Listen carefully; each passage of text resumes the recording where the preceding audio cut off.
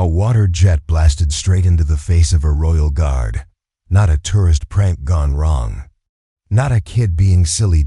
This was a fully grown influencer, on camera, in front of hundreds of stunned onlookers, firing a concealed weapon at a soldier. In full ceremonial uniform at Buckingham Palace. And the most shocking part? The guard didn't move, didn't blink, didn't even wipe the water from his face.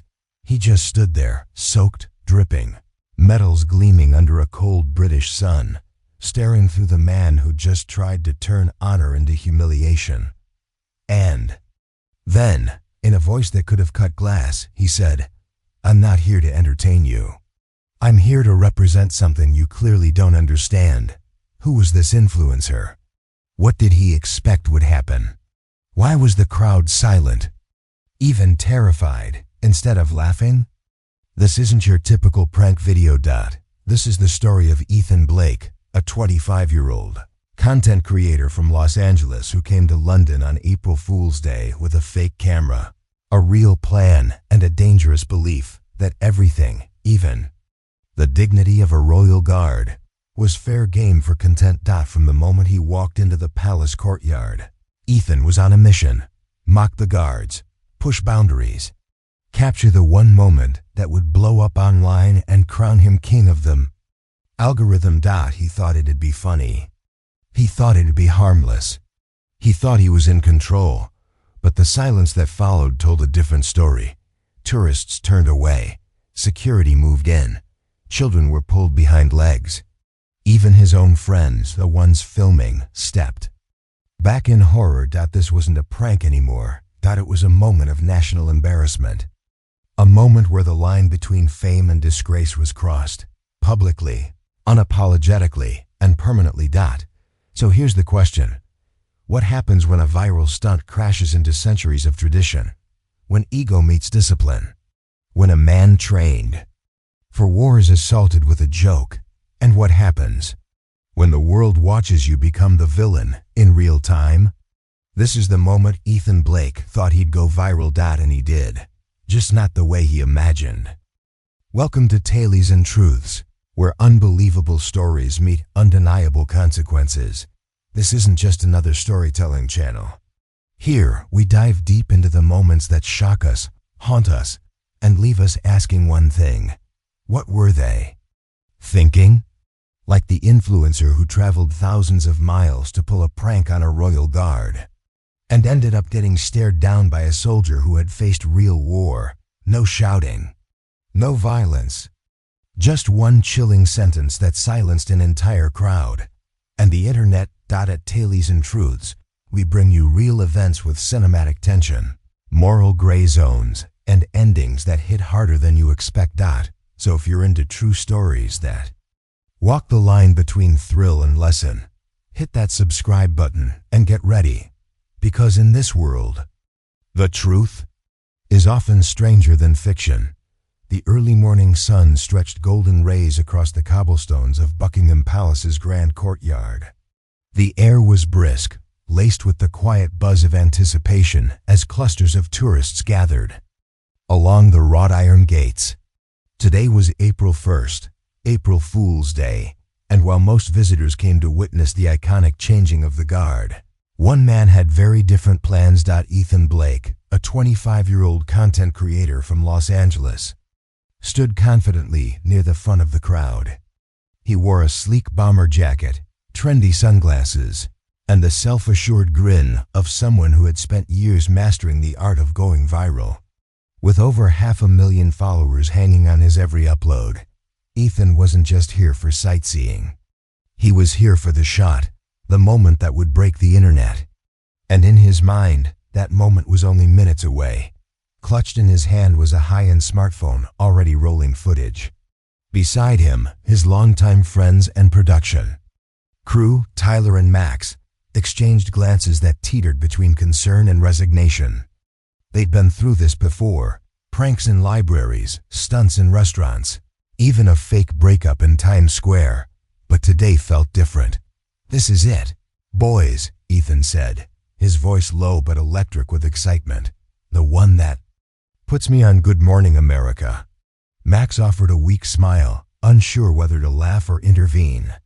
Tyler, ever the voice of reason, shifted uncomfortably on his feet.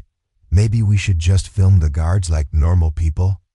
Tyler suggested, keeping his tone light. This is kind of sacred ground, isn't it? Ethan chuckled, brushing off the comment with a casual flick of his hand. Come on, man, sacred ground? They're actors in fancy dress, he said. It's all part of the spectacle. Tourists try to make them laugh every day. I'm just taking it a step further. He turned back toward the palace gates, scanning for the perfect backdrop. The guards stationed closest to the crowd stood impossibly still, clad in the traditional scarlet uniform and tall bearskin hat, a living statue exuding silent authority. His name was unknown to the public, but his discipline was unmistakable. Ethan didn't care about names. He cared about moments. And in his mind, this guard was the ultimate prop in a scene he'd already rehearsed dozens of times in his head. Dude, seriously, Max murmured, lowering his camera a few inches. They're not just for show. These guys are real soldiers. You saw that sign. This isn't Disneyland. Ethan smirked, clearly unmoved.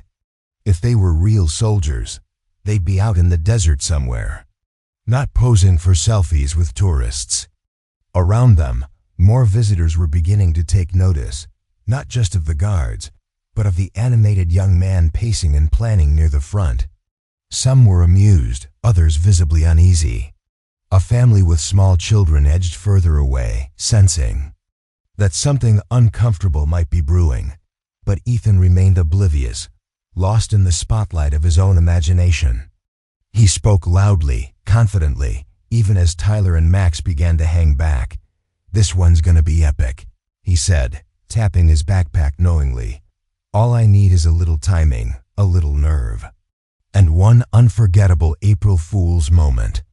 As the bells of the nearby tower chimed the half-hour, the prank was already in motion, and the line between comedy and disrespect had started to blur. Ethan didn't waste time. As more tourists began to gather, he sprang into action like a performer who had waited all his life for the curtain to rise. He straightened his jacket, cleared his throat dramatically, and began marching in exaggerated, cartoon-like steps along the front edge of the courtyard. His knees kicked high, arms swinging stiffly, chin jutted forward like a child pretending to be a general. Attention! He barked in a terrible British accent. Royal Guard inspection in progress. A ripple of awkward laughter passed through the crowd. A few smartphones tilted in his direction. That was all the encouragement Ethan needed. He pivoted, mimicking the guard's rigid posture, then leaned in with mock seriousness, inspecting the soldier's uniform like he was judging a Halloween costume contest. Crisp buttons, shiny boots. Wow, 5 stars for effort, buddy, he said loudly. The guard, Sergeant Aiden Rowe, didn't flinch. He stood as still as ever, his eyes fixed forward, jaw locked, body unmoving. 8 years of military service, including deployments in combat zones, had trained him for this kind of nonsense. But that didn't mean he didn't notice. Ethan circled him slowly, arms crossed, narrating to his phone. Can you imagine auditioning for this gig? Stand perfectly still while thousands of tourists take photos and try to make you laugh. I mean, is this security or street theater? Tyler and Max stood off to the side now, visibly uncomfortable. Max shook his head. This is going too far. Ethan, Tyler whispered. The guy hasn't even blinked. Just drop it, man. We've got enough footage.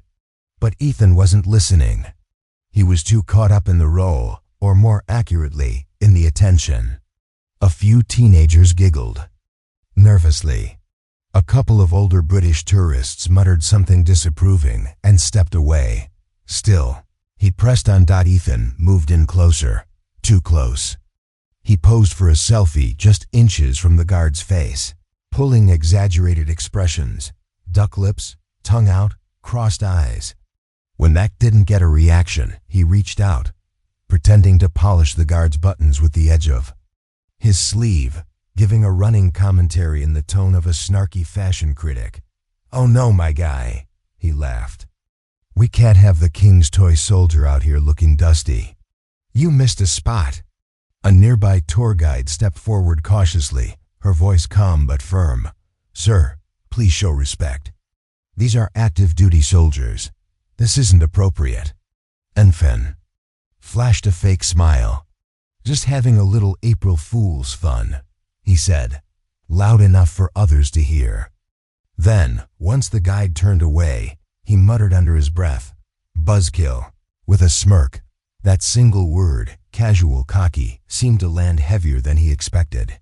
The mood shifted. Tourists who were watching out of curiosity began pulling away. Parents took their children by the hand and moved toward quieter parts of the courtyard. The crowd, once entertained, was turning. Still, Ethan doubled down. "You guys act like he's the Pope or something," he scoffed, waving at the slowly thinning onlookers. "It's a guy in a hat. A fuzzy hat." The guard didn't react, but his eyes, still fixed straight ahead, had a sharper glint now. He knew this type. All ego, no boundaries. And he knew how this would end. "I'm not done yet," Ethan whispered to his camera, tapping the backpack slung over his shoulder. "The main event's coming." Tyler stepped forward, alarmed. "Wait, what's in the bag?" Ethan just grinned. "You'll see." He stepped back, camera still rolling. The tension thickened. This was no longer a prank. It was a slow motion. Disaster waiting to happen, and the countdown had already begun. Ethan's fingers tightened around the strap of his backpack as he moved to the center of the courtyard, eyes flicking between his camera and the increasingly uneasy crowd. The buzz of conversation had died down. No more giggles. No scattered claps or curious tourists. Only a rising tension, heavy, electric, that hung in the air like the seconds before a lightning strike. Sergeant Rowe remained perfectly still, though his jaw had set tighter. His training had seen him through ambushes, chaos, war zones. He wasn't about to break form over a camera-happy loudmouth. But his gaze, though fixed forward, tracked everything, every step, every gesture. He'd seen pranks before. He knew. This wasn't just a joke anymore. Ethan set the backpack down slowly, as if revealing a magic trick. "All right, ladies and gents," he called out, voice booming. "Time for the main event. This little surprise is gonna make every reaction video out there look like amateur hour." Tyler stepped forward. "Ethan, come on, whatever this is, don't do it." Ethan shot him a glare. "Trust me, this is what the internet lives for." He unzipped the backpack with theatrical flair, drawing out what appeared to be a sleek DSLR camera. Black, professional grade, complete with a zoom lens and a neck strap. From a distance, it looked completely legit, but Mac saw the truth right away. His face went pale. "Wait, is that the prop you bought in Camden?" he whispered. "That's not a real camera, is it?" Ethan gave him a wicked grin. "It's not what it looks like." The camera was actually a high-pressure water gun, custom designed to look like professional gear. Ethan had paid nearly $250 for it at a novelty shop in London, calling it an investment in virality. As he lifted it toward the guard, adjusting focus and fiddling with fake settings, several in the crowd gasped. A mother grabbed her son's hand and pulled him away. A couple from Germany turned to leave altogether. Even the tour guide, who had earlier tried to intervene, now stepped aside, watching with wide, alarmed eyes. "Let's capture a royal reaction, shall we?" Ethan smirked, voice still loud enough for the camera to catch everything. 3.2.1. He pulled the hidden trigger. A sharp, concentrated stream of cold water blasted from the disguised lens, striking Sergeant Rowe directly in the face. The effect was instant. Water splashed across his pristine red uniform, darkening the fabric. Droplets trickled down the edge of his bearskin hat. A small metal badge shimmered under the wetness. His chest, adorned with polished medals of actual service, now dripped like a soaked costume, but Roe didn't move. Not a twitch. Not a blink. The entire square froze, the crowd silent. Ethan lowered the fake camera slowly, expecting laughter, gasps, something. Instead, there was nothing but an eerie, collective stillness. It was as if time itself had slammed on the brakes.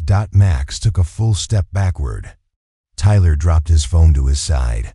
Across the square, a child started crying. Somewhere behind them, a security guard spoke urgently into a radio. Ethan looked around, smile faltering. "It's just water, mate," he muttered, weaker now. "It's harmless." No one answered. Then, slowly, Sergeant Rowe's eyes shifted. For the first time, he made eye contact with Ethan. It wasn't rage in his eyes. It wasn't even disgust. It was something colder, sharper, a quiet judgment that cut deeper than any shout could have. It was the look of a man who had seen real danger and had no time for mockery. And then, in a voice low, clear, and unshakable, Rowe spoke. "I'm not here to entertain you," he said. "I'm here to represent something you clearly don't understand." Ethan stood frozen, water still dripping from the camera onto his shoes, as the weight of what he'd done finally hit him. For a few agonizing seconds, the only sound in the courtyard was the quiet dripping of water from the edge of Sergeant Rowe's hat. Ethan stood rooted to the ground, hands frozen around the fake camera, his pulse hammering in his ears. He'd expected a laugh, maybe a shout, or even a forced smile, something that confirmed this was still a harmless prank. But instead, the silence hit like a slap. Rowe didn't move, didn't flinch, but his stare now locked directly on. Ethan was doing more damage than any reaction Ethan could have prepared for.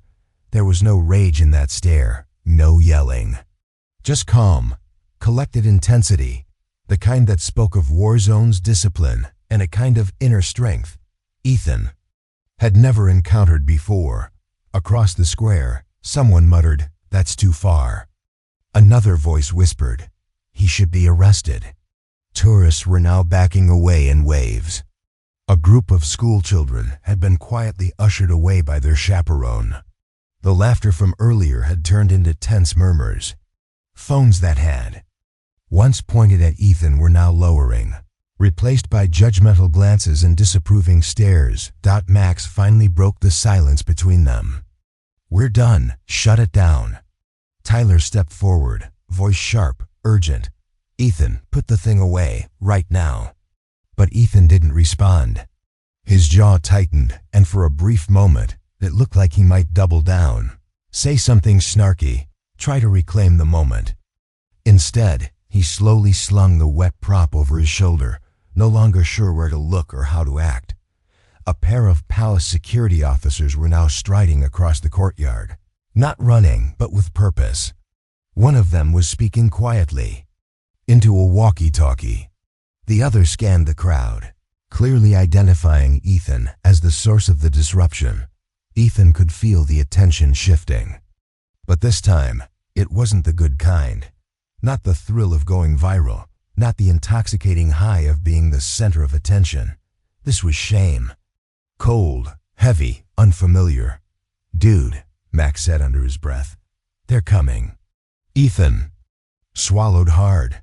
The prank was over, and the consequences had finally arrived. As the officers approached, Sergeant Rowe continued to stand his ground, still soaked, still silent. His uniform clung to him, metals glistening under the sun like quiet. Accusations. He didn't need to say another word. He didn't need to raise a hand.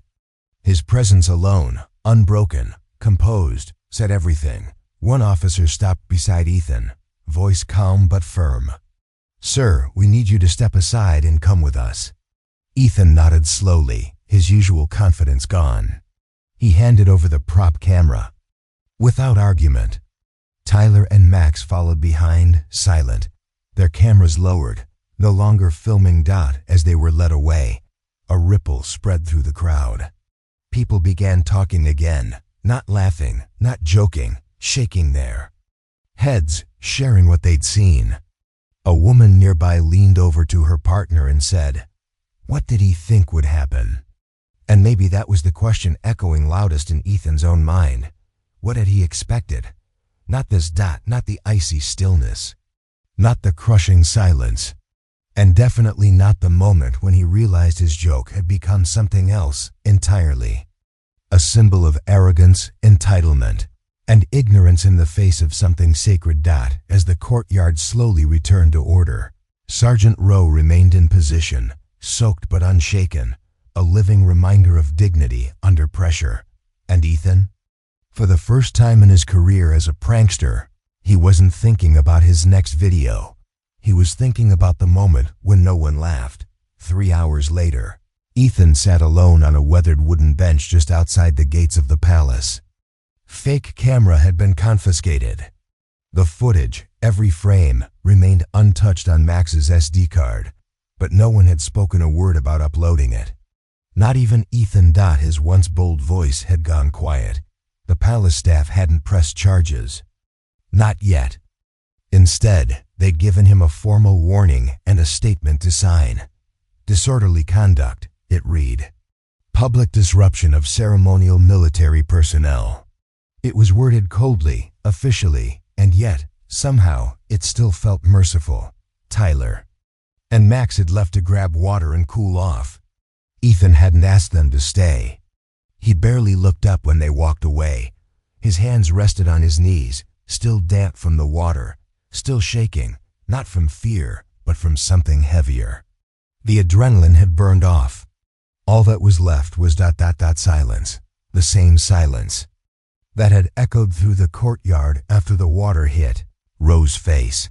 Ethan's phone buzzed in his pocket. Again, another notification.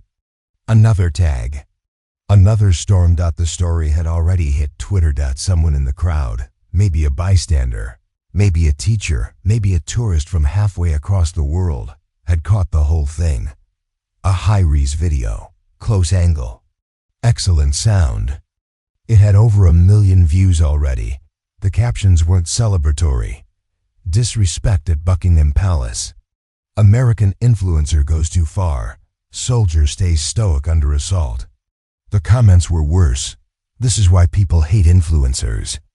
That guard has more self-control than I ever could. Hope this guy loses every follower.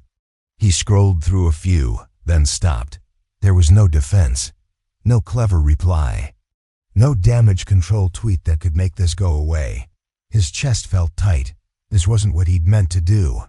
It had started with a joke, just another stunt. He didn't see himself as cruel. He never had.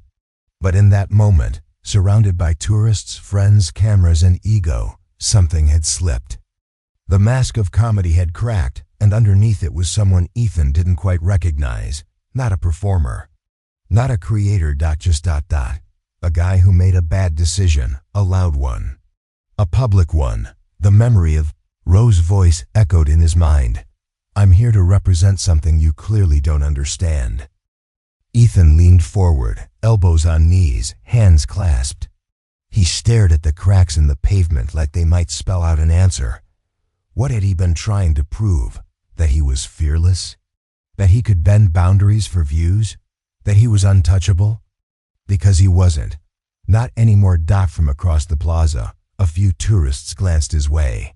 One of them raised a phone, not to film, but to take a photo of the guard, now back at post. Still soaked from earlier, still standing tall. A symbol of something enduring. And Ethan? He wasn't in the frame. He wasn't supposed to be. He stood slowly, stuffing his phone into his pocket without looking at it again. He wasn't sure what came next, whether he'd make another video, whether Max and Tyler would even want to work with him again, whether his platform would survive this. But for the first time, that didn't feel like the point. The internet would forget eventually. The crowd would move on. But Ethan knew one thing would stay with him. That look, that silence, and the unwavering dignity of a man he'd tried to mock. And failed. Not failed to humiliate. No. Failed to understand. What would you have done if you were in Ethan's shoes or in Sergeant Rowe's? Do you think pranks like this cross the line, or are they just part of internet culture? We want to hear your honest thoughts. Was the guard's silent reaction more powerful than any confrontation? Drop your perspective in the comments below, whether it's about respect, responsibility, or how social media is shaping what we consider entertainment. Let's start a real conversation, not just about the prank, but about what it says about us. Don't hold back, we're reading every single reply.